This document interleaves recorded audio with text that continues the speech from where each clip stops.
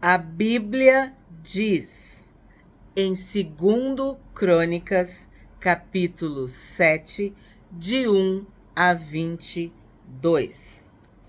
Quando Salomão acabou de orar, desceu fogo do céu e consumiu o holocausto e os sacrifícios, e a glória do Senhor encheu o templo.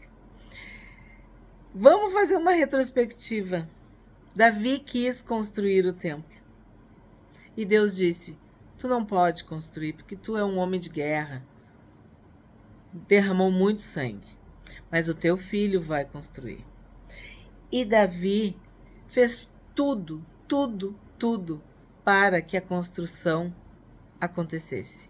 Ele viabilizou a construção do templo. Ele fez o tema de casa para que Salomão não tivesse dificuldade, problemas para edificar o templo. E neste capítulo a gente vai ver a concretização, a realização de algo que nasceu no coração de Davi, claro, porque ele amava Deus e era um músico, era um levita no sentido de adorar. Ele era da tribo de Judá, não é no sentido de que fosse da tribo de Levi, no sentido de que ele era um adorador, ele era um poeta, ele compunha música, salmos, ele era um adorador, um homem que tinha o coração segundo Deus, que dançou na presença de Deus, que amava Deus. E ele queria um templo, ele queria...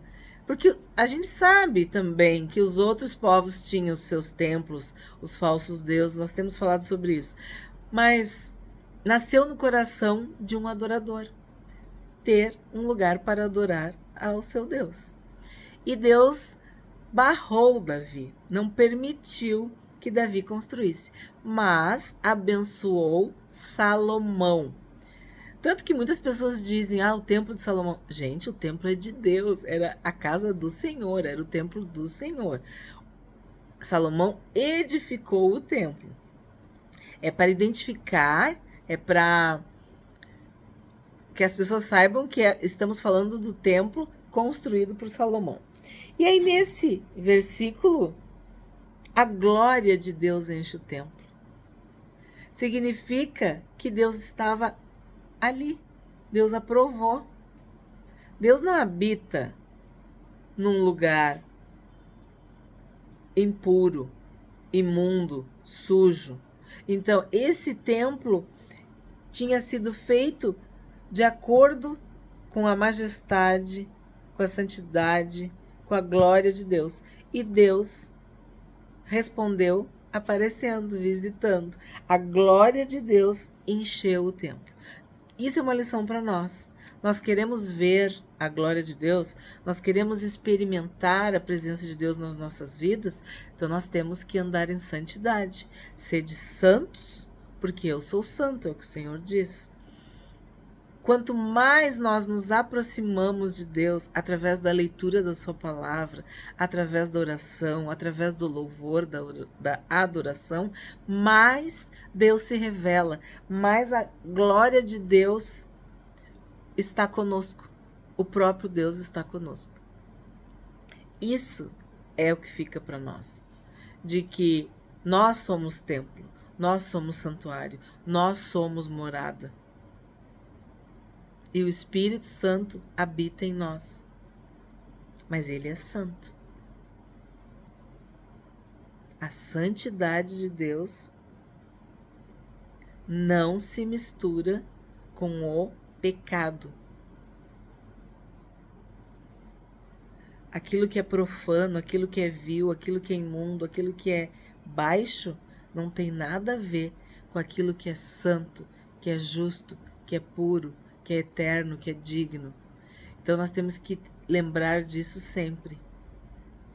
Que Deus não divide a glória dele com ninguém. E que nós não devemos ferir a santidade, a glória de Deus com o pecado.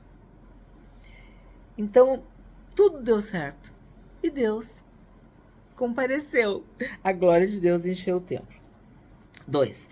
Os sacerdotes não podiam entrar na casa do Senhor porque a glória do Senhor tinha enchido a casa do Senhor.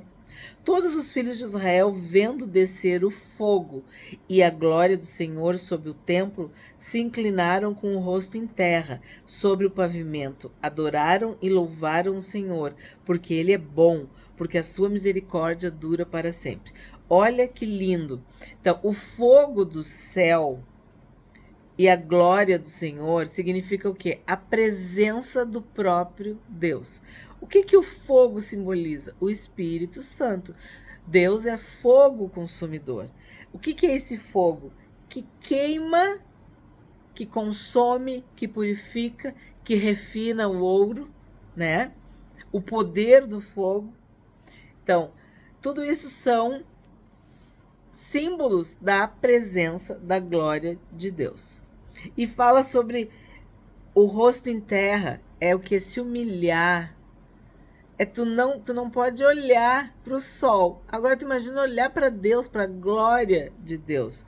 Então, eles se inclinavam em posição de humilhação, de adoração, de louvor, adoraram e louvaram o Senhor, porque Ele é bom e porque a sua misericórdia dura para sempre. 4.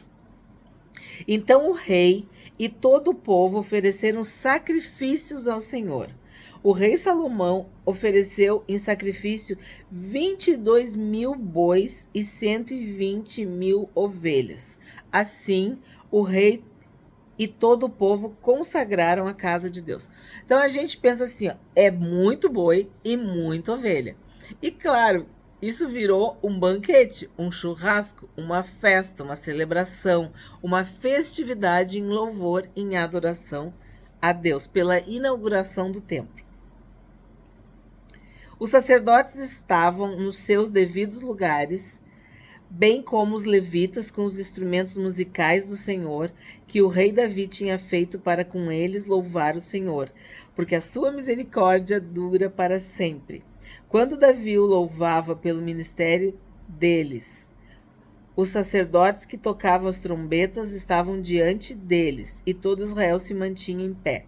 Então a gente tem falado muitas vezes, a forma de adorar não pode ser uma adoração mínima, encolhida, envergonhada,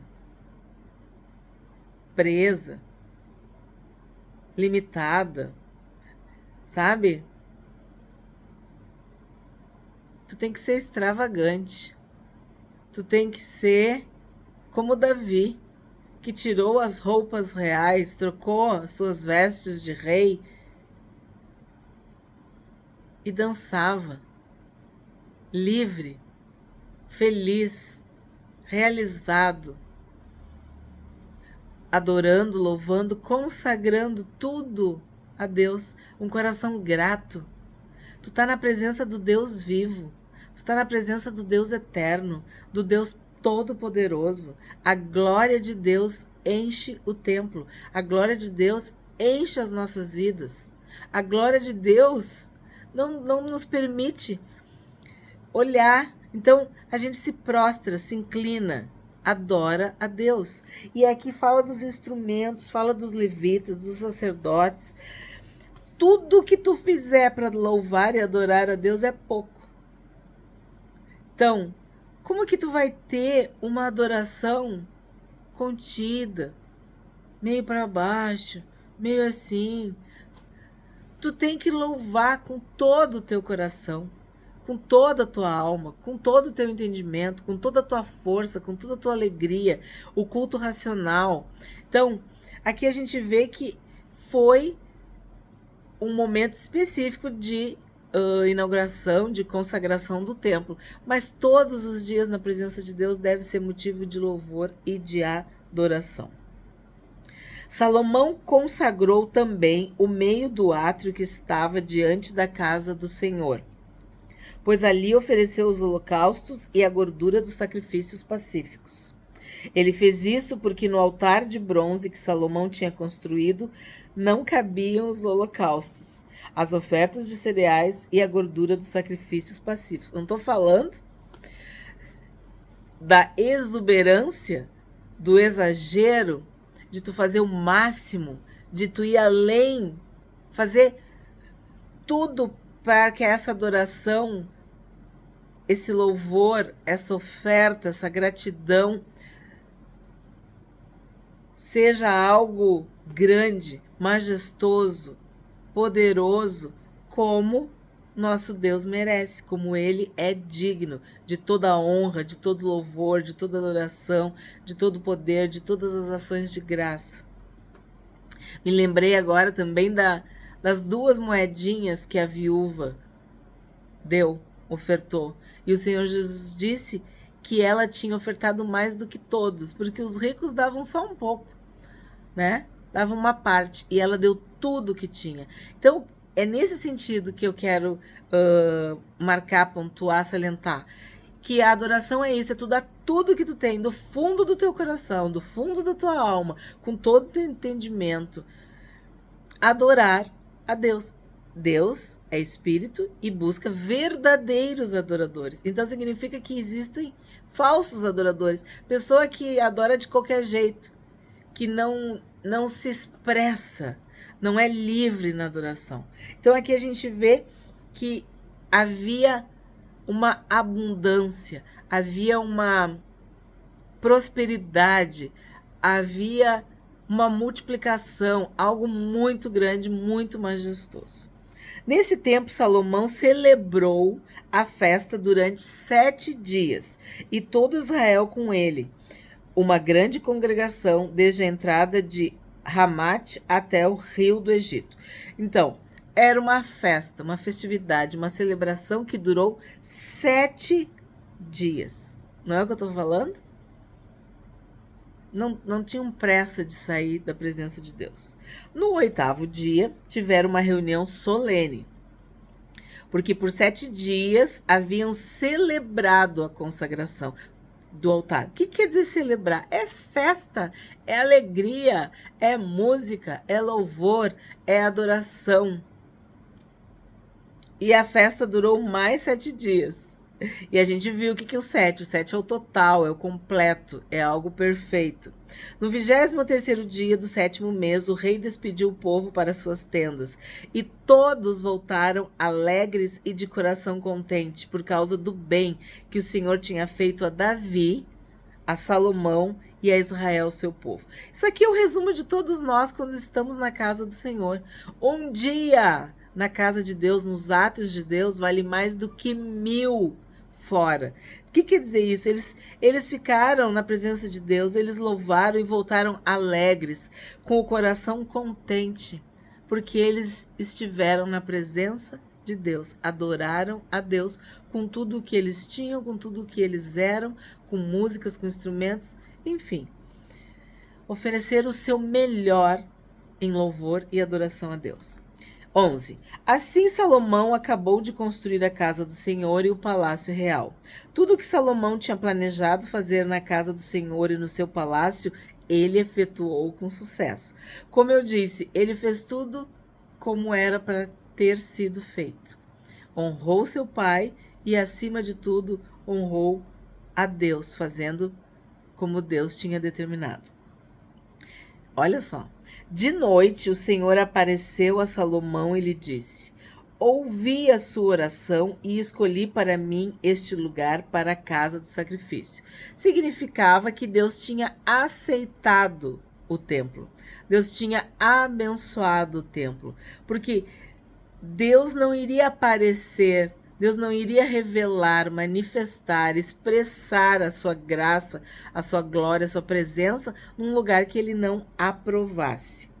Se eu fechar o céu de modo que não haja chuva, ou se ordenar aos gafanhotos que consumam a terra, ou se enviar a peste entre o meu povo, se o meu povo, que se chama pelo meu nome, se humilhar, orar, me buscar e se converter dos seus maus caminhos, eu ouvirei dos céus, perdoarei os seus pecados e sararei a sua terra. Esse versículo é muito conhecido e é o próprio Deus que está falando. eu e tu podemos nos humilhar na presença de Deus, podemos orar, buscar a face do Pai, pedir perdão, reconhecer os nossos erros, nos convertermos, nos arrependermos. E o que ele diz? Ele diz que ele vai ouvir, ele vai perdoar e vai sarar a nossa terra. Significa que ele vai nos abençoar. Deus está sempre pronto, perfeito. Nós é que erramos, nós que vacilamos, nós que fazemos as coisas erradas. Então, nós temos que nos arrepender dos nossos pecados, nos arrepender dos nossos erros, nos convertermos dos nossos maus caminhos e nos humilharmos na presença de Deus. Com o coração quebrantado, contrito, o Senhor vai nos perdoar. E vai ficar tudo bem, porque a bênção do Senhor, ela nos enriquece, ela nos faz prosperar, ela nos cura, ela nos ergue, mas nós temos que nos humilhar na presença de Deus. 15. Os meus olhos estarão abertos e os meus ouvidos estarão atentos à oração que se fizer neste lugar. Imagina, Deus está dizendo, eu vou ouvir vocês, orem, falem comigo, abram o coração, peçam, que eu vou ouvir. Por que ele vai ouvir a oração que ia ser feita ali? Porque eu escolhi e santifiquei esse templo.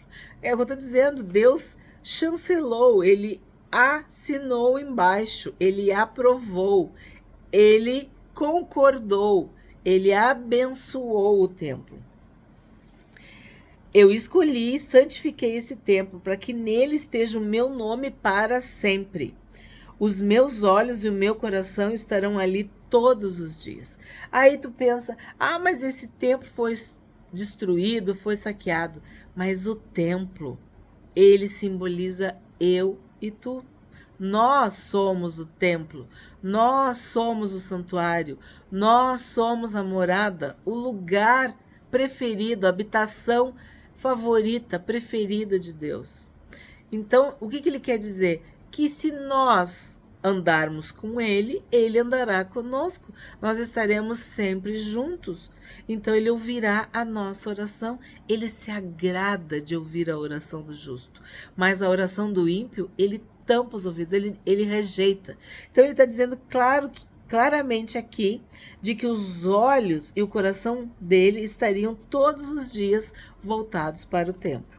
Se você andar, 17, se você andar diante de mim como fez o seu pai Davi, fazendo segundo tudo que lhe ordenei e guardando os meus estatutos e os meus juízos, também confirmarei o trono de seu reino, segundo a aliança que fiz com Davi, seu pai, dizendo, nunca lhe faltará sucessor, nunca faltará quem governe em Israel.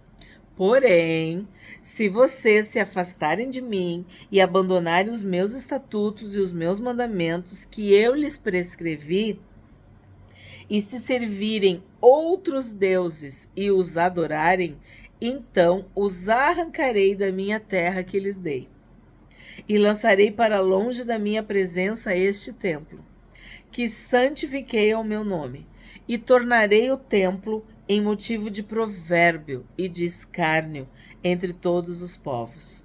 E todo aquele que passar por este templo agora tão exaltado, ficará espantado e perguntará, por que o Senhor fez isso com esta terra e com esse templo?